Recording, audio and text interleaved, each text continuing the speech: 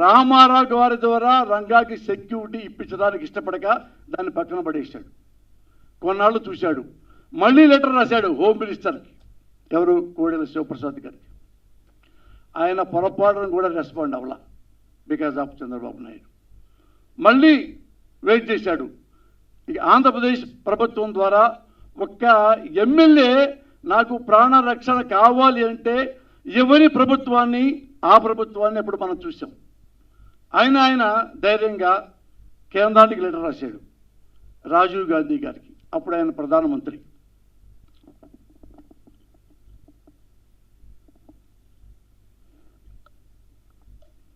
ఆయన ప్రధాని రాజీవ్ గాంధీ గారు పాప జెంట్లమన్ వెంటనే స్పందించాడు.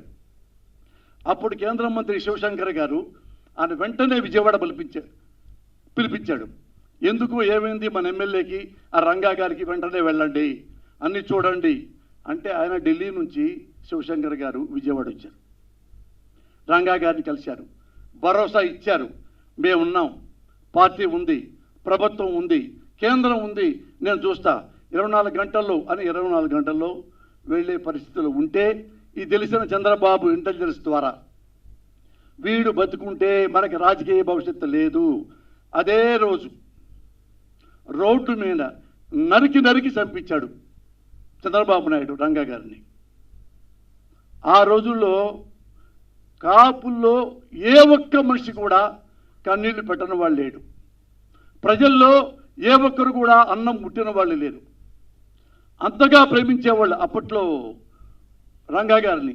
ఎలా చంపారంటే అల్లూరి సీతారామరాజును ఎలా పిరికి పొందల్లా చంపారో అలా చంపారు. అది 87, 88 నేపథ్యం. ఇప్పుడు ఈ కాపు సోదరులు అనుకునేవాళ్ళంటే ఇప్పుడు కూడా మా రంగన్న ఉంటే ఇప్పుడు 100% ముఖ్యమంత్రి అయ్యేవాడు అని అనుకుంటున్న తరుణంలో ఓ తెరపైకి పవన్ కళ్యాణ్ వచ్చాడు. నేనున్నాను అన్నాడు. కాపు సోదరుల దగ్గరికి వెళ్ళాడు. నేను పార్టీ పెట్టాను అన్నాడు. నేను ముఖ్యమంత్రిని అవుతాను అన్నాడు. మీ అందరూ నాకు అండగా ఉంటే అన్నాడు. అని చంద్రబాబు నాయుడిని, బాలకృష్ణని, నారా లోకేష్ బాబుని, పవన్ కళ్యాణ్ తిట్టులేవు, పచ్చి బూతులు తిట్టాడు చంద్రబాబుని. నారా లోకేష్ అయితే మీకు చెప్పకల్లా, బాలకృష్ణ అయితే మీకు చెప్పకల్లా ఘోరంగా తిట్టాడు. కాపు సోదరులు నమ్మారు, క్లాప్స్ కొట్టారు. మీరంతా యూనిట్గా ఉండండి, నేను ముఖ్యమంత్రిని అవుతాను ఈలలు వేశారు. చాలా సంతోషపడ్డాడు. పోనీలే రంగా గారు పోయారు, రంగా అంత కాకపోయినా ఈయన కూడా మనకు అండగా ఉంటాడు అని ఆశపడి వాళ్ళందరూ యూనిట్గా ఉంటే ఈయన వారాహి కూడా కొనుక్కొచ్చాడు.